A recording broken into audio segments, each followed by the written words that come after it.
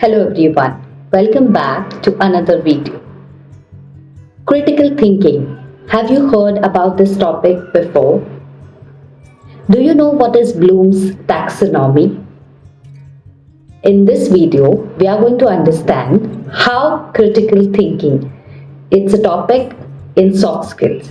How is that important for your brain development? How is that important for your soft skills? And how does Bloom's taxonomy help you with critical thinking? Stay tuned until the end of this video.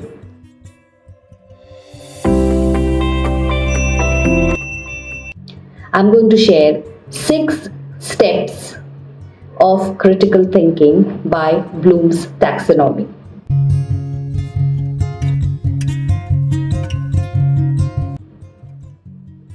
Now first, let's understand what is CT or what is critical thinking. It is the analysis, according to the Wikipedia, okay? It is the analysis of available facts, evidence, observations and arguments to form a judgment. In simple words, the ability to evaluate the information and to be aware of the biases and the judgments is known as critical thinking. The ability to think, analyze and then decide on the base of evidences and not on the base of biases. That is critical thinking. Now, what is the purpose of critical thinking?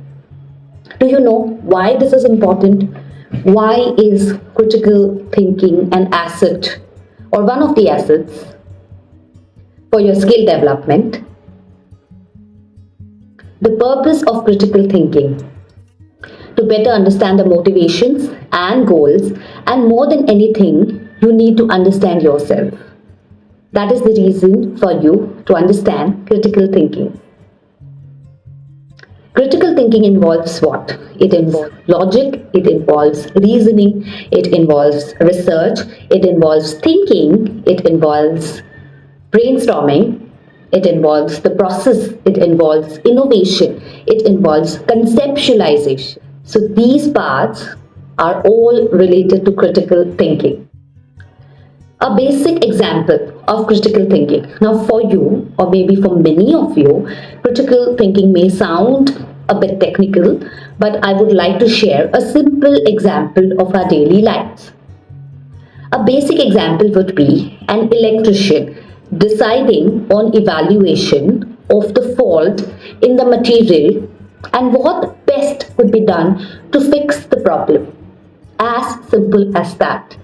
In this example, critical thinking is essential. Imagine a doctor who is about to operate a patient.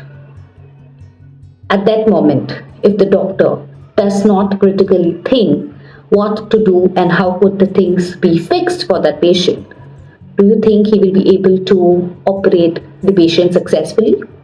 Of course no. So he requires reasoning, he requires that logic of why he should take this step or why he should choose this equipment to operate the patient. This all requires critical thinking. Another example, a student or a group of students who get a project and they decide to come out with the best way to work out for that particular group project on a history lesson. So how does one student, or let's say group of students, decide to actually evaluate, to research, to come together and to make a decision or take a mutual decision? This all requires critical thinking.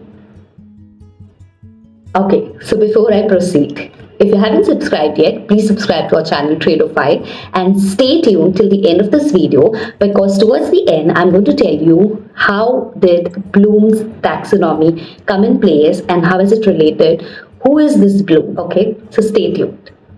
Now let's talk about the 6 keys to critical thinking.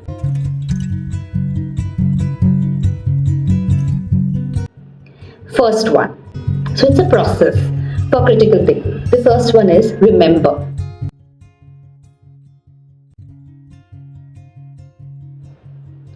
You need to retrieve the information from your long-term memory. Choose the information that you want at the right time and at the right place. So you can list things from your memory, you can name the things in your memory, you can match it with the current and the old data, you can restate a few pointers to yourself, you can recognize a few things that you might have seen or heard earlier in your memory, and ask several questions to get what you want.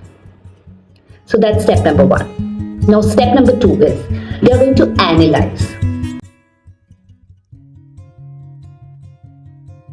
Once you have the information, once you have it with you, okay, you have reconciled everything, you need to analyze it into separate parts. Now is the time to segregate the information, divide it, classify it, investigate more on it if it's required, so that you can bifurcate it well in the same or appropriate categories. Divide it into categories as much as you want it to be. Discover a new side or a new factor on the information that you have collected. Research more if you need to satisfy yourself, and find the category and relevancy. So put the information in the relevant category or the most appropriate category, and that is going to help you in the further steps. So that was point number two. Point number three, understand.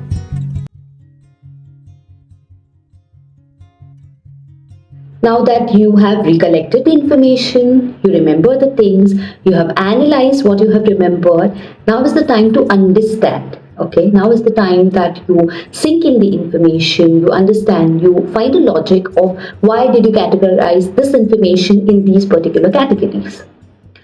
So now that you have analyzed, it's time to construct a firm meaning out of it. To get the meaning out of it, why did you categorize it in a particular manner? So you need to start to organize the information, you need to interpret the meaning, you need to make it simpler for you to understand it better, you need to paraphrase wherever it is required, you feel that the language is complicated or the information is complicated, you need to make it in simpler words and easy words, you need to review it, and you need to show it to the other people because you have understood the information. Now is the time that you are going to show it to the other people. So that's point number three. Point number four, evaluate. Yes, it's time for the judgment. It's time for the validation. You have understood the information. You have picked the information. You have given a proper meaning to the information. Now it's time for the judgment, time for validation. So you prioritize the information. You assess the information, put it in the given situation and see if that is a fixture, see if that is the right solution, monitor it for some duration, monitor it for the actual reveal, monitor it if it actually fits in the situation that you're looking for, justify why did you choose only that answer while you had other three options with you, why did you conclude on this option only if you had other options in the list. Be a critic to yourself. If you haven't done something right, then now is the time where you can evaluate and maybe you can change yourself. Give a rating to figure out how have you done with the evaluation. Until now, how did you do? How were the processes earlier? And don't forget to ask both, because that is going to help you with the evaluation. That is asking the pros and asking the cons. And then is the fifth step, which says apply.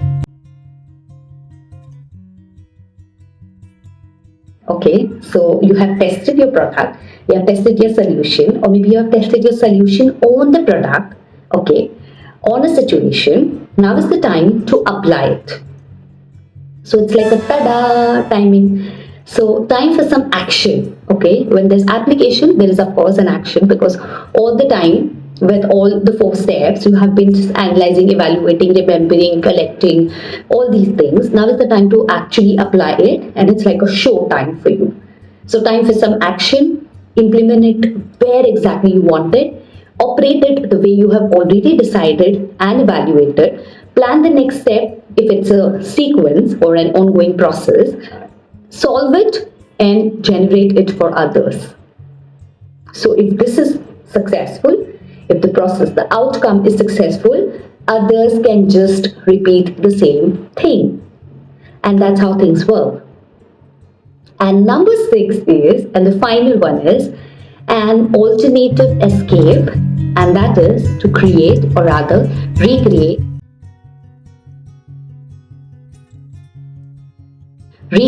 if something doesn't work. So there's always a chance. Yes, there's always a second chance for you. Recreation, reusing, repurpose.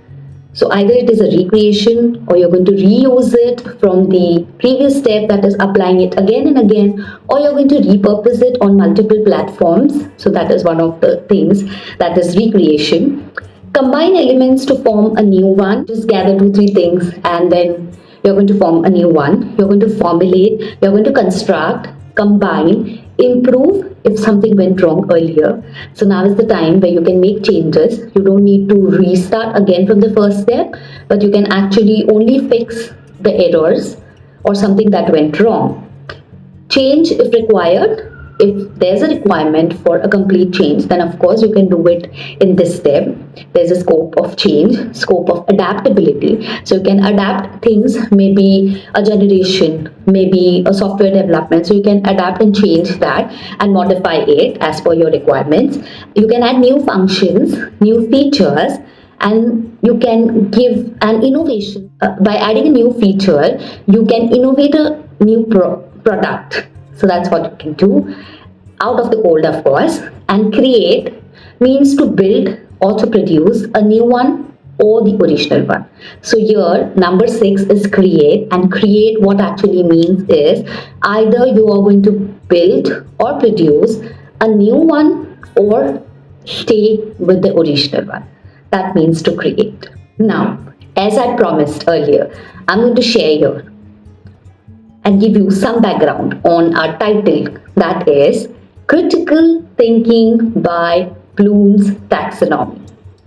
In 1956, Benjamin Bloom, with his collaborators, there were some other collaborators, they published a framework for categorizing educational goals. Taxonomy of Educational Objectives, that was the name earlier.